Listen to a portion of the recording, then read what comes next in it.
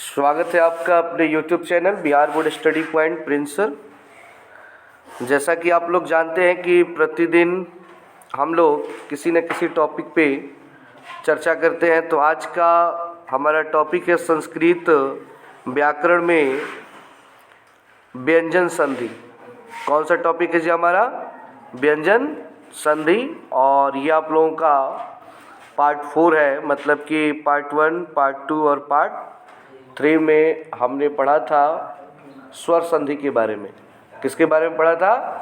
स्वर संधि के बारे में, जिसमें दीर्घ संधि, वृद्धि संधि, यण संधि, आदि संधि, ऐसे करके आप लोगों ने 5 संधियों के बारे में तैयारी कर लिए हैं।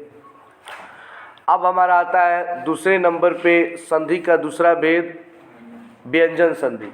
क्या आ रहा है जी? व्यंजन संधि।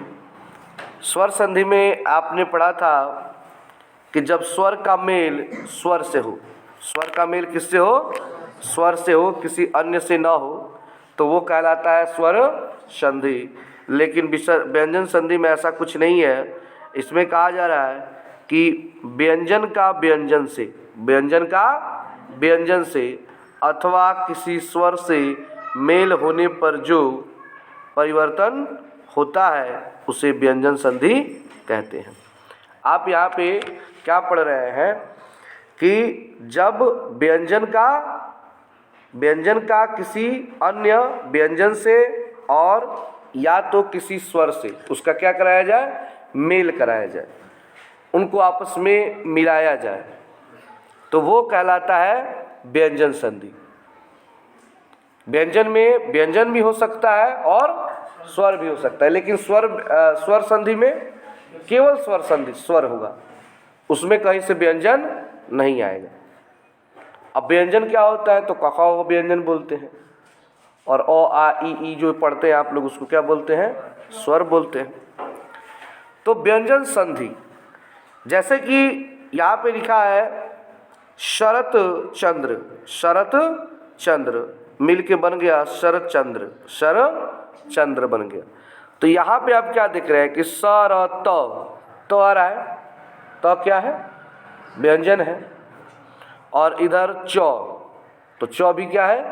व्यंजन है, क्योंकि क से लेकर ज्ञ तक जो आता है सब इसी के अंडर आता है। तो यहाँ पे 2 व्यंजन मिल रहे हैं।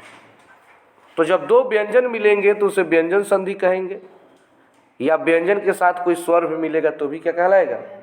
व्यंजन संधि ही कहलाएगा। तो सिंपल से बात यही याद रखना है कि व्यंजन संधि वह है जिसमें व्यंजन का व्यंजन से या व्यंजन का स्वर से मेल हो, उसे क्या कहेंगे? व्यंजन संधि। अब यहाँ पे आपके कुछ नियम आते हैं, जैसा कि आप लोग स्वर संधि में पढ़े थे कि कौन कब किसके साथ मेल करता है तो वो बदल जाता है। तो इसमें आप पढ़ेंगे इसमें कौन है जो मेल करेगा और वो बदल जाएगा, किस रूप में बदलेगा। तो टोटल इसके मेनली बाबू 12 नियम है। कितने नियम है? 12 नियम है, जिसमें से आज के क्लास में हम लोग 4 नियम पढ़ने वाले हैं, और फिर इसके अगले पार्ट में इसके 8 नियमों को, यानी 2 पार्ट में व्यंजन संधि कंप्लीट हो जाएगी। पहला हमारा नियम है, लिखा है कि किसी वर्ग के पहले वर्ण, किसी वर्ग के पहले वर्ण क, च, ट, त, प, ध्यान दीजिएगा, वर्ग का अर्थ क्या होगा? जैसे कि आप क, ख, ग, घ, अंग पढ़ते हैं, तो इसको कहते हैं कवर्ग। क्या कहते हैं? कवर्ग। च, छ, ज, झ, य चवर्ग। ट, ठ, ड, ढ, अड़ टवर्ग, ऐसे पढ़ते हैं इसको। उसी तरह तवर्ग, पवर्ग। तो ये वर्ग हो गया। 5 वर्गों में से जो पहला वर्ण है, पहला अक्षर है, जैसे क ख ग घ का क है, च छ ज झ का च है, ट ठ ड ढ का ट है, त थ द ध का त है, आ प फ ब का प है। अगर ये वर्ण आपको दिखाई दे और इनका जो मेल है, मेल मतलब इनको मिलाया जाए किसके साथ, तो किसी वर्ग के तीसरे अथवा चौथे वर्ण से, क, च, ट, त, प, ये 5 अक्षर का अगर मेल किसी भी वर्ग के तीसरे या चौथे अक्षर के साथ मिलाया जाए। तीसरा अक्षर क्या होता है, तो अगर हम बात करें क ख ग की, तो क ख ग में क, ख, ग, इसका तीसरा क्या है जी, ग है, क ख का ग है। उसी तरह च छ ज का च छ ज, यानी बात हो रही है यहाँ पे ज की, तीसरा यही है। ट ठ ट की बात करें तो ट ठ ड, ट ठ ड। त थ की बात करें तो त थ ड। प फ ब में प फ ब, यानी कि तीसरा या चौथा।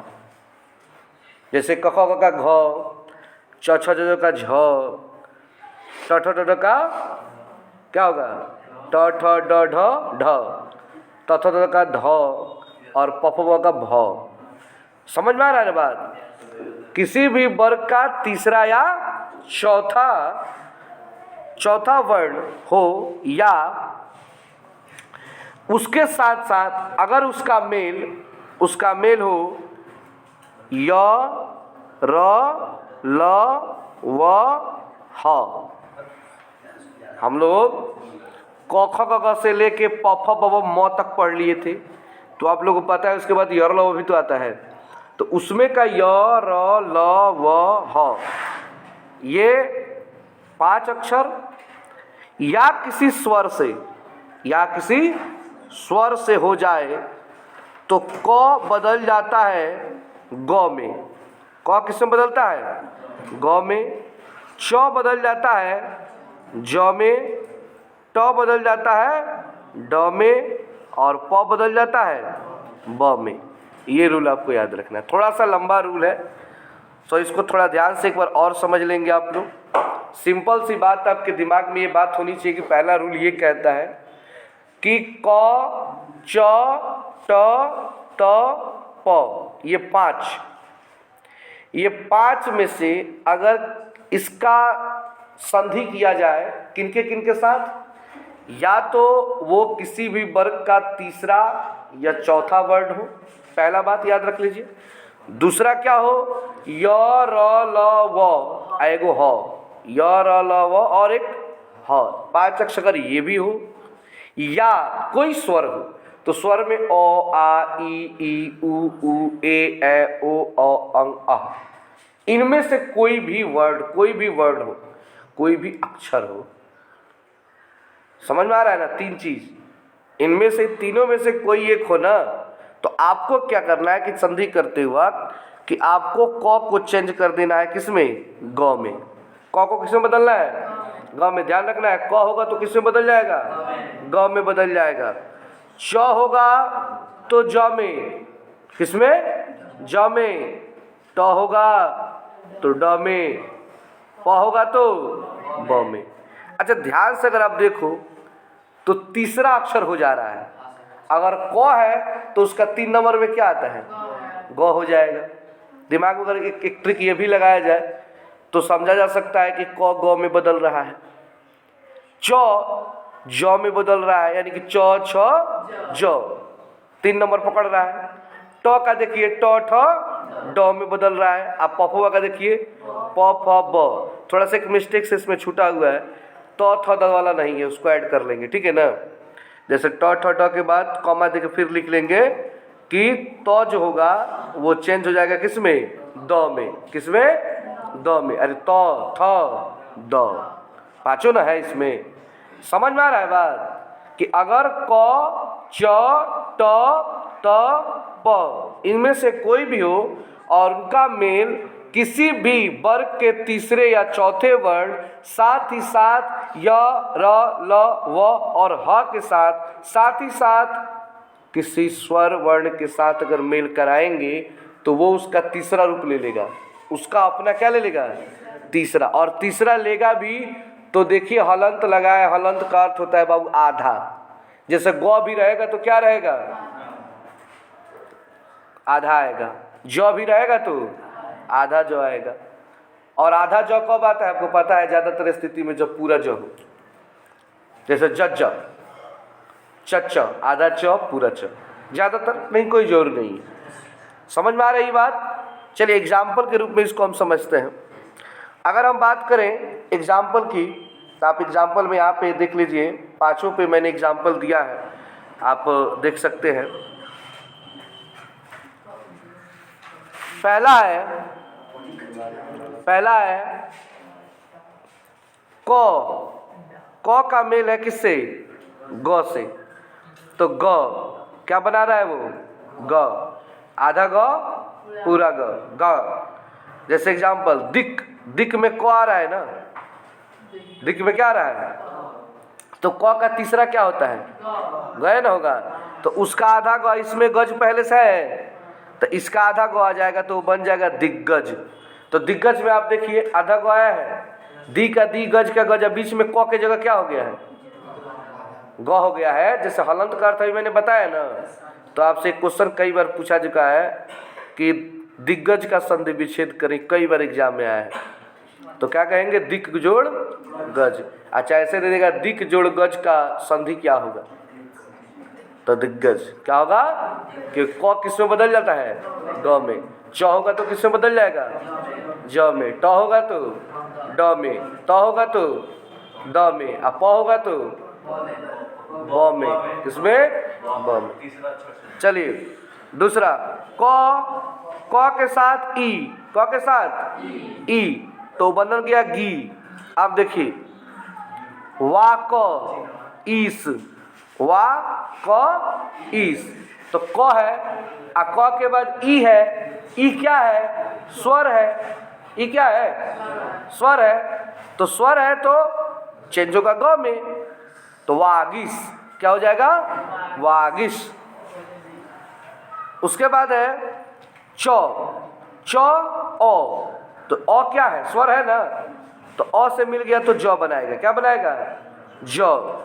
ओ च, ओ च, तो च आ गया, अंत उधर ओ आ गया, तो च और ओ, तो च किस में बदलेगा, ज में, तो बन गया अजंत।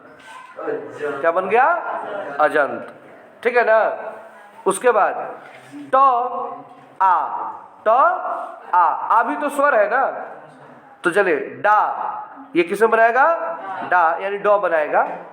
तो सट, सट में ट आ रहा है, और इसका आनन, आ में, आनन में आ, तो ट आ सडानन, क्या हो जाएगा, सडानन।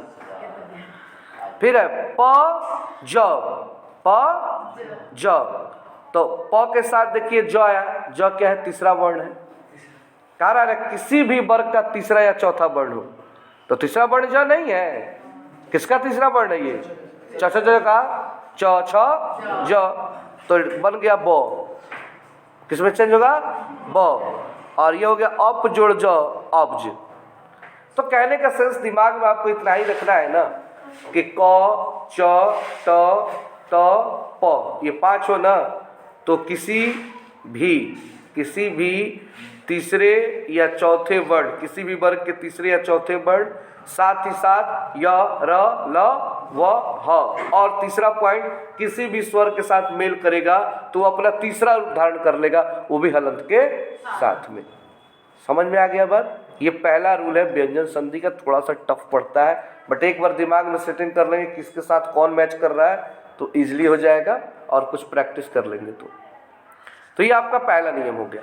उम्मीद है कि आप लोग समझ पाए होंगे, जैसा भी लगा आप लोग कमेंट करेंगे। तो चलिए इसके दूसरे रूल को पढ़ते हैं। हमारा दूसरा रूल है व्यंजन संधि का, यदि किसी वर्ग के पहले वर्ण, किसी भी वर्ग का पहला वर्ण मैंने कुछ ही देर पहले बोला, क, च, ट, त, प, पहला वर्ण है ना, का मेल न या म वर्ण से हो, मान लीजिए कि न या म हो, तो न आता है त थ द द में लास्ट में, पांचवा वर्ण है। अब प फ ब भ में लास्ट आता है म। अगर इनसे इनका मेल हो तो उनके स्थान पर उसी वर्ग का पांचवा वर्ण हो जाता है, उसी वर्ग का पांचवा वर्ण हो जाता है। इसका अर्थ हुआ कि अगर मान लीजिए क का मेल कराया गया म से, संधि किया गया क का म से, तो क का पांचवा वर्ण क्या होता है? अंग में बदल जाएगा। म किसमें बदल जाएगा? अंग में।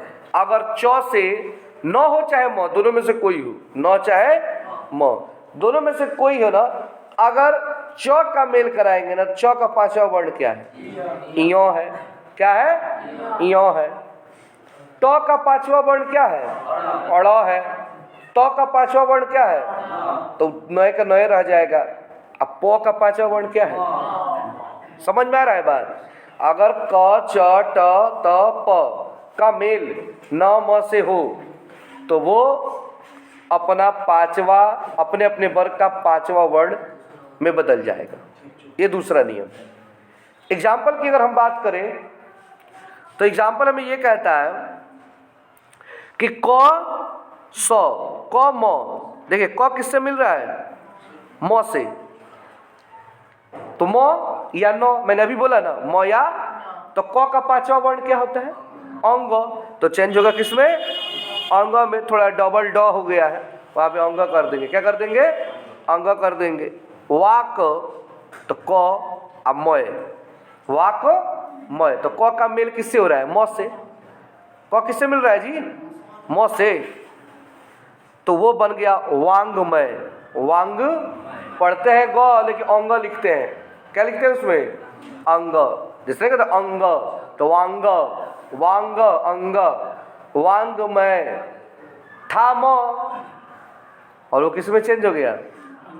अंग उसमें आ गया ना, क चेंज हो गया, वहां से क क्या हो गया? हट गया। अब क की जगह क्या हो गया? अंग। वांग, वाक का वांग, मय, वांगमय। याद रहेगा बात? तो ये बड़े बारीकी से सब याद रखना पड़ता है। क से मिला म चाहे न तो अंग में चेंज होगा, च से मिला तो इया में चेंज होगा, ट से मिला तो अड़ में चेंज होगा। समझ में आ रहा है ना बात? ये दिमाग में बैठा बैठे कि रूल को दिमाग में रखना पड़ता है, तब जाके आप कहीं पे 4 से 5 नंबर आप अपने एग्जाम में ला सकते हैं, चाहे कोई भी एग्जाम दीजिए। संधि तो आपका पीछा कहीं नहीं छोड़ने वाला है।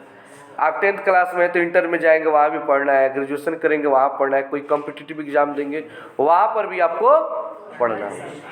ये छोड़ने वाला नहीं है। संधि बड़ा मतलब समझ लीजिए ऐसा टॉपिक है जीवन भर साथ लेके चलता है जब तक पढ़ाई करना है। और हम सभी भारतीय हैं, तो भारतीय कभी कोई भी एग्जाम ले ले, भारत का कोई भी एग्जाम, हिंदी आपका पीछा नहीं छोड़ेगा। वो भी व्याकरण, ये तो बिल्कुल नहीं। और व्याकरण में संधि सबसे आगे रहता है, संधि और समास, तो इसको नहीं भूलना है। इसलिए इसको देखिए, रूल को अच्छे से याद कर लीजिए। मैं जानता हूँ कि लोग स्वर संधि तो पढ़ लेते हैं, कहीं से देख भी लेते हैं, बट ये जो है आपका व्यंजन संधि, इसको क्लियर नहीं कर पाते हैं, क्योंकि जल्दी जल्दी के चक्कर में आप लोग रहते हैं कि फटाफट खत्म हो जाए, फटाफट खत्म हो जाए। और जल्दी जल्दी के चक्कर में क्या होता है कि आप लोग गलत कर बैठे हैं, याद ही समझ ही नहीं पाते हैं बात को। इसलिए बार बार रिवीजन करना है इसका, तब जाके आपके दिमाग में सेट करेगा। इसलिए वीडियो को आप लोग बार बार रिपीट करते रहिए, बार बार रिपीट करते रहिए। ऑटोमेटिक वो दिमाग में बैठ जाएगा किसके बाद क्या आएगा तो क्या बदल जाएगा। एक बार देखेंगे, अभी आप देख के जाएंगे भूल जाएंगे, मुझे पता है, लेकिन जब इसको 2 से 3 बार अगर रिपीट कर देते हैं तो वो एनी टाइम आपके दिमाग में रहेगा। उसके बाद है दूसरे एग्जाम्पल की हम बात करें तो वो है चौ। क्या है? चौ के साथ देखिए मिल रहा है नौ। चौ के साथ क्या मिल रहा है? नौ गया ना। तो मैंने बोला ना कि नौ है मौ कोई भी हो, तो वो बदल गया इयों में। किससे बदल गया? इयों में। तो जैसे एग्जाम्पल में बात करें अच, तो अच चौया है ना, और चौ के बाद नास, क्या है? नास। नौ आ गया तो चौ हट जाएगा, इयों हो जाएगा। क्या हो जाएगा? तो अन्नास, अन्नास। इयों को ऊपर पॉइंट बना दिया जाता है। इयों को ऊपर क्या बना देता है? बिंदु बना दिया जाता है। इसको नौ पढ़ा जाता है। इयों क्या पढ़ते हैं? अन्नास, अन्नास, उसमें इयों है। फिर है ट मो, ट मो, तो ट मो से मिला तो ट का औड़ा आ जाएगा। अब इसको चलिए सठ मास, क्या आ गया? सठ मास। तो सठ मास का हो जाएगा सड़ मास। क्या हो जाता है? षण्मास, वैसे पढ़ते हैं खड़मास लेकिन लिखते हैं षण्मास। उसी तरह अगर आपका आ गया तो, क्या आ गया तो का आपको चेंज करना होगा 9 से मिलने के बाद 9 में, वो 9 में बदलेगा क्योंकि 9 तो 9 में 9 का तो का पांचवा वर्ण नयन होता है, तो ये होगा उत जोड़ नयन उन्नयन, क्या हो जाएगा उन्नयन। फिर है प जोड़ म, तो म में चेंज होगा अपमय अमय।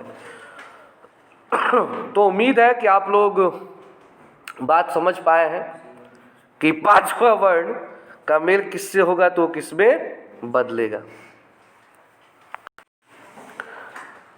अगला तीसरा रूल है हमारा, वो यह है कि तो का मेल अगर हो ग से, घ से, द, ध, ब, भ, समझिए बात को, ग घ, तो का मेल हो रहा है ग घ से, यानी क ख ग घ का तीसरा और चौथा, त थ द ध का तीसरा और चौथा, द ध, और प फ ब भ का तीसरा और चौथा।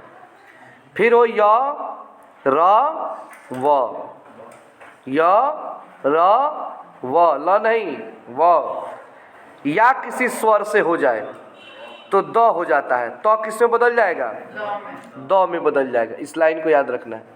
कावना कावना के साथ मिलेगा तो का हो जाएगा, तो के साथ मिलेगा ग घ, द ध, ब भ, य र व। ये इसके साथ साथ अगर कोई स्वर है अ आ इ उ ये हो तो किस में बदल जाएगा द में, किस में बदल जाएगा द में। एग्जाम्पल की हम बात करें तो पहला है तो भ, देखिए भ आ रहा है ना, तो ये बदलेगा द में, तो भ मिल के किस में हो गया द बदल गया। अब देखिए एग्जाम्पल सत भा, तो भ आ रहा है ना, सत भ यानी भावना, सत भावना, तो सत देखिए तो बदल जाएगा द में, तो सद हो जाएगा, क्या हो जाएगा सद्भावना, क्या हो जाएगा सद्भावना। होता है ना सद्भावना, सद्भावना नहीं होता है, क्या होता है सद्भावना होता है। तो किस में बदल गया द में। फिर है तो ई, तो क्या कर रहा है एक स्वर के साथ मेल कर रहा है, किसके साथ मिल रहा है जी स्वर के साथ, तो ई मिल के दी, यानी द में चेंज हो रहा है ना, हर्षिकार हो चाहे दीर्घिकार हो द। तो चलिए जगत जोड़ इस, तो जगत का तो और इधर का ईस यानी जगदीश, तो देखिए तो जगदी, जगदी, तो नहीं जगदीश नहीं होता है जगदीश, तो किस में बदल गया द में, तो जगदीश हो गया, क्या हो गया जगदीश हो गया। समझ में आ रहा है बात। दूसरा चीज अगर आगे एग्जाम्पल की हम बात करें तो और भी सारे एग्जाम्पल हैं, यहाँ पे आप देख सकते हैं तब भगवत भक्ति, भगवत भक्ति, तो भगवत भक्ति, भगवत होता है भगवत नहीं होता है, भगवत होता है, भागवत द होता है, भगवत भक्ति। फिर होता है तो र द्र बदल गया तत्रूप, तद्रूप। फिर ध सतधर्म, सद्धर्म, सतधर्म लिखते हैं लेकिन सद्धर्म। तो यहाँ पे आपको इतना ही दिमाग में बात रहे, तो किससे बदल जाएगा द में। कब बदलेगा जब उसका मेल किसके साथ हो, किसके साथ हो किसी भी स्वर संधि के साथ, या ग घ द ध ब भ य र व, इनके साथ अगर आप संधि होता है तब जाके तो किसमें बदल जाएगा द में चेंज हो जाएगा। समझ पा रहे हैं आप लोग। थोड़ा सा कठिन लगता है, आसान है बट जल्दी भूल भी जाएंगे, ये मुझे पता है, भूलेंगे आप तुरंत, जैसे ही वीडियो खत्म होगा तुरंत आपको मतलब दिमाग से निकल जाएगा सब, बट इसका रिवीजन आपको बार बार करना होगा तब जाके दिमाग में बैठेगा। नीचे डिस्क्रिप्शन में इसका PDF का लिंक है, आप जाकर उसे डाउनलोड कर लीजिए और अच्छे से उसको नोट्स करके बार बार रिपीट कीजिए। आगे बढ़ते हैं और आज के लिए अंतिम रूल है, ये 4 नंबर रूल है। मैंने शुरू में ही बोला कि इसके 12 रूल है, जिसमें से आज हम लोग 4 रूल पढ़ेंगे और 8 रूल को कल के पार्ट में से क्लियर कर देंगे, ख़त्म कर देंगे, ठीक है। और उसके बाद से हमारा आएगा विसर्ग संधि, तो वो शायद एक ही दिन में ख़त्म हो जाए। उसमें ज़्यादा दिन लगने वाला नहीं है। मैंने एक वीडियो डाला था कल, एक बार उससे ज़रूर आप लोग देखिएगा या देखे भी होंगे। एक पापा वीडियो मैंने डाला है, जाके देखिएगा उस पापा वीडियो में क्या है। मतलब उस वीडियो में मैंने पूरा एक्सप्लेनेशन दिया है स्वर संधि का। एक ही वीडियो में पूरा स्वर संधि है, अलग अलग नहीं है। और वो थोड़ा सा बड़ा वीडियो, इसलिए मैंने उसका पापा वीडियो नाम रख दिया है। तो एक बार देखिएगा जाकर। चौथा और लास्ट रूल है, यहाँ पे लिखा है तो से परे च या छ होने पर च। समझिएगा बात को। तो से परे च या छ होने पर च। परे मतलब क्या होता है? अलग। परे मतलब अलग। तो से अलग हो, च या छ, तो वो बदल जाएगा च में। किस में बदलेगा? च में। ज या झ होने पर ज में, ट या ठ होने पर ट में, और ड या ढ होने पर ड में, ल होने पर ल में हो जाता है। ये लाइन को थोड़ा अच्छे से समझेंगे। अगर च या छ होगा तो च में बदलेगा त के बाद। ज या झ होगा तो ज में बदलेगा। ट या ठ होगा तो ट में बदलेगा। ड या ढ होगा तो ड में बदलेगा। और ल होगा तो ल में ही बदलेगा। कब? जब त के बाद आए तो। ध्यान रखना है क्या आएगा? त। एग्जाम्पल की बात करें हम तो त के बाद देखिए च आया है, त के बाद तो अभी ऊपर क्या पड़ेगा? च आएगा तो च में बदलेगा। अच्छा, त के बाद दूसरे नंबर एग्जाम्पल देखिए, त के बाद क्या है? ज, तो किस में बदलेगा? ज में। दूसरा एग्जाम्पल, ठीक है ना। त के बाद क्या आया? झ, तो वो ज में ही बदला है। ज झ संयुक्त है, ज में बदला है। एग्जाम्पल की बात करें, उत, उत त आइदर च, त के साथ च मिल रहा है ना, तो उत जोड़ चारण उच्चारण। किसमें बदल गया? उच्चारण। यानी कि त और च मिलके च में ही बदला। सत जोड़ जन, तो त आ ज, तो ज झ हो तो अभी बोले ज ज हो जाएगा, तो सज्जन। क्या हो जाएगा? सज्जन। उत जोड़ झ तो भी ज, तो भी किसमें? त ज में चेंज हो जाएगा। तो उत जोड़ झटिका उज्झटिका, उ झटिका। ऐसे ही एग्जाम्पल और भी है। हाँ, त के साथ ट, त के साथ क्या है? ट, तो कितने चेंज होगा? ट में। तो तत् जोड़ टीका तट्टिका। त जोड़ ड, वो चेंज होगा ड में। उत जोड़ डायन उड्डयन। त ल में तो ल, उत जोड़ लास उल्लास। तो ये सारे आपके रूल हुए, 4 रूल। बार बार रिवीजन आपको करना होगा। और आप लोग कमेंट बॉक्स में कमेंट करेंगे कि वीडियो कैसा लगा। अच्छा लगा तो लाइक करें, शेयर करें, चैनल पे नए हैं तो सब्सक्राइब करके बेल आइकन दबाएं। और फिर मिलते हैं अगले पार्ट में, पार्ट 5 में। और व्यंजन संधि को कंप्लीट करेंगे। 8 रूल और हैं, उसको अच्छे से आप लोग समझेंगे। अगर कोई सुझाव देना हो तो कमेंट बॉक्स में सुझाव दें। जहाँ तक अभी तक कमेंट आता है कि लंबा लंबा वीडियो बनाए, तो मेरे हिसाब से आज का वीडियो थोड़ा सा बड़ा हुआ है, धीरे धीरे बड़ा होगा। और मैंने बोला कि जो भी मेरा पापा या बाबा वीडियो आए उसको देखा कीजिए आप लोग, ऑलरेडी वो बड़ा बड़ा वीडियो होता है। तो आज के लिए इतना ही। Thanks for watching this video.